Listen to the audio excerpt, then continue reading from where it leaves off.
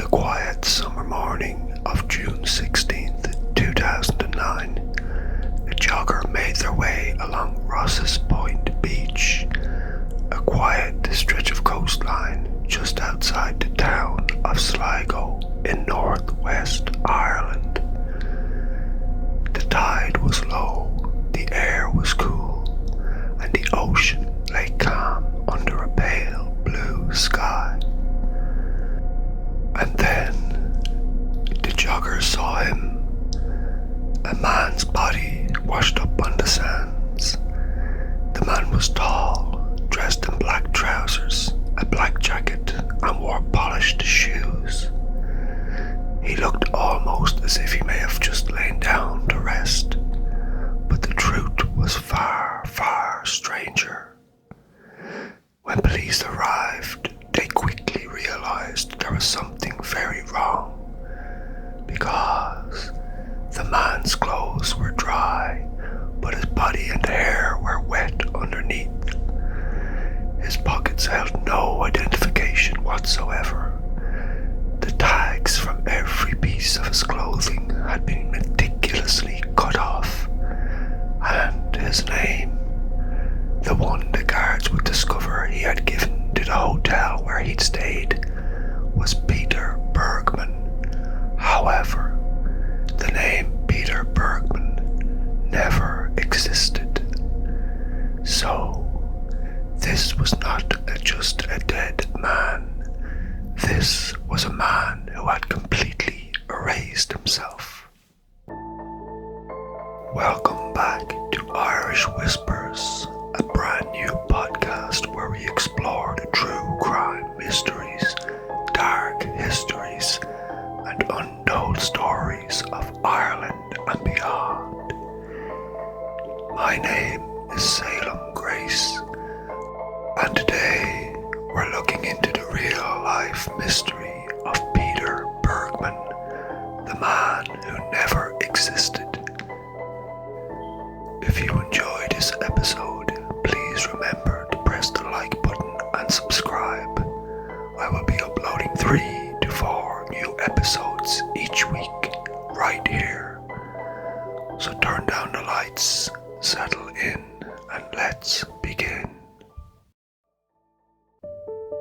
4 days before the body was discovered on the beach, on the evening of June 12th, 2009, the man calling himself Peter Bergmann stepped off a bus in Sligo town.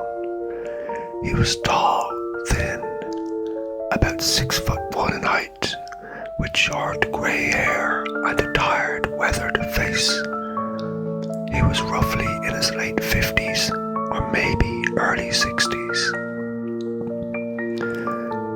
He can be seen earlier that day boarding the bus at Ulster Bus Depot in Derry in the north of Ireland at around 2:20 p.m, captured on CCTV, which was discovered later during police investigations. The man carried with him just 2 small bags. Later that day, when he deboarded the bus in Sligo town that evening, he walked straight into the Sligo City Hotel, a modest but comfortable place near the town centre. At the desk, he signed in. His handwriting was neat and controlled. He gave his name as Peter Bergmann and his address as Einstadten 15, Vienna, Austria. It looked convincing, raised no eyebrows, he paid in cash. But later, when police checked that address he had given, it didn't exist, and neither did the name Peter Bergmann. At the time though, the hotel clerk thought nothing of it. Of course, guests come and go, and usually the clerks don't ask too many questions. For the next 3 days, Peter lived quietly from his Sligo hotel room. Locals remember remembered him as being polite but distant. He was always neatly dressed and always carrying a distinctive purple plastic bag, the kind you get from a supermarket.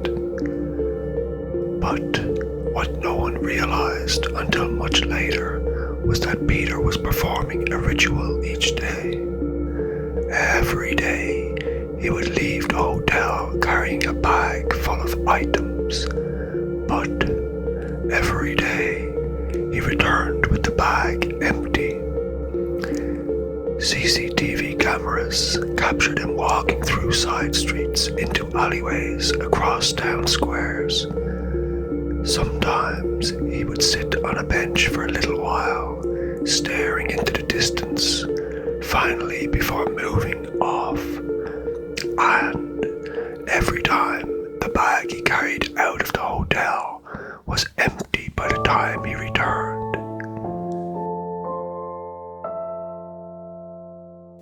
CCTV cameras capture him walking through side streets, into alleyways and across town squares. Sometimes he'd sit on a bench for a little while, staring into the distance before eventually moving on. And every time, the bag he carried out of the hotel full was empty by the time he returned. Now, investigators believe he was systematically disposing of his belongings, even including the rubbish from his room, anything that could identify this man.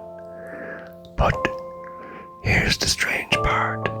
Despite a massive search of bins and dumpsters across Sligo, not a single item was ever recovered. It was as if Peter Bergmann had scattered his life into the airs of Sligo. And that wasn't all. He spent time in the town's post office, buying stamps and envelopes. He was seen writing letters, carefully folding them into the envelopes, but he never mailed them. When he died, those letters vanished right along with him. Then, on June 15th, Peter checked out of the hotel. Again, he carried with him the single purple bag. At the checkout desk, he asked the clerk how to get to Ross's Point, a seaside village just a short drive away.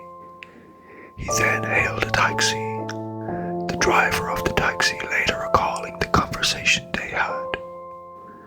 Peter had told him he was from Austria. He said very little else. Nothing in this manner suggested what he was about to do. That afternoon, CCTV showed him wandering the bus station, sitting alone on benches, sometimes looking around, sometimes just staring into space. Eventually, he purchased a ticket for Ross's Point. That evening, as the sun dipped low over the Atlantic Ocean, beachgoers spotted the man walking the sands, always alone and always with the purple bag. By nightfall, the man was gone. The next morning, his body was discovered on the beach, fully dressed, shoes polished, clothes perfectly unwrinkled, his black leather jacket zipped up neatly. But there were no personal effects, no passport, no wallet, no ID, and no phone. The labels had been cut out of every single item of clothing that he wore. Now, when investigators searched the area, they found absolutely nothing, not even the purple bag. He had no other belongings with him, nothing to connect him to a past, a home, or even a country.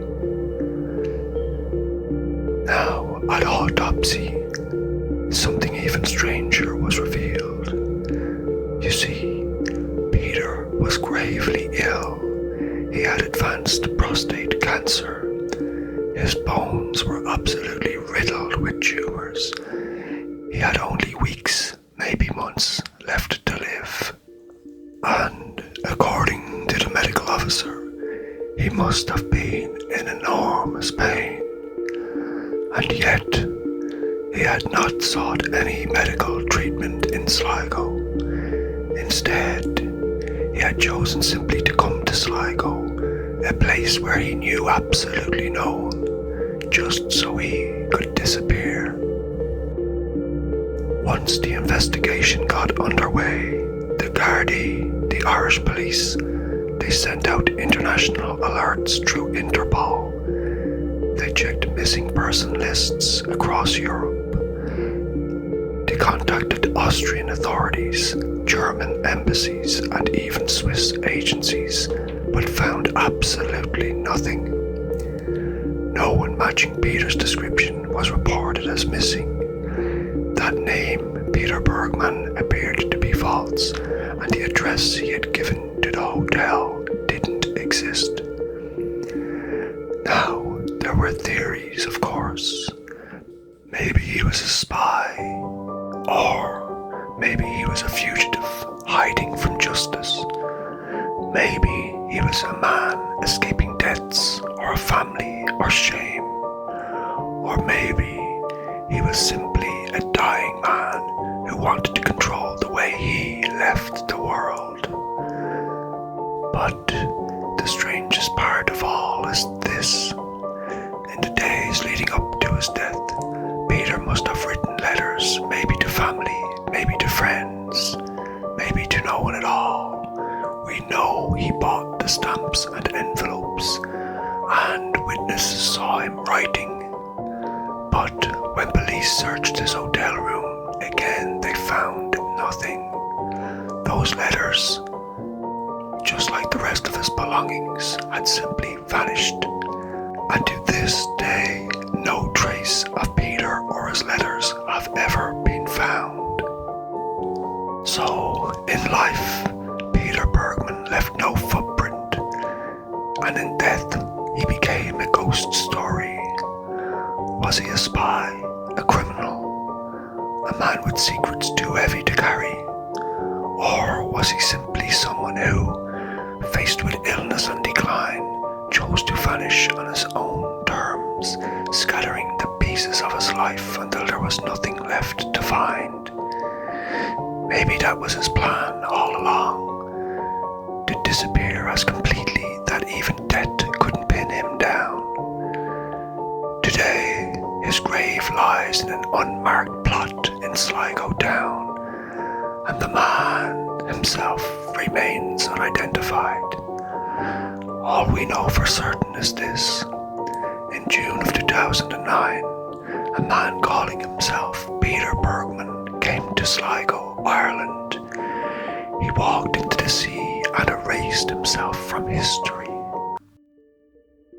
Just to finish with a final update, as of September 2025, the time of this recording, there have been no significant updates regarding the identity of the man known as Peter Bergmann, who was found deceased on Ross's Point Beach in Sligo, Ireland in June 2009.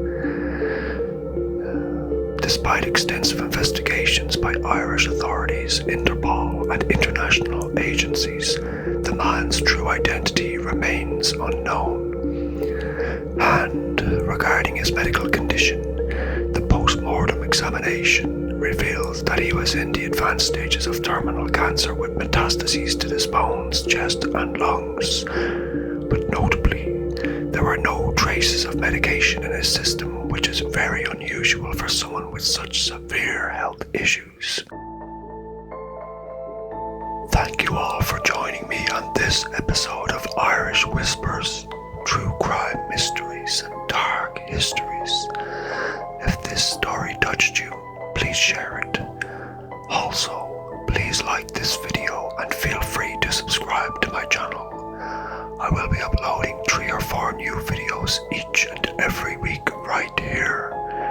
And as always, you can find us on YouTube at Irish Whispers. Next time, we'll explore yet another Irish mystery. But curious, stay compassionate, and take care of yourself.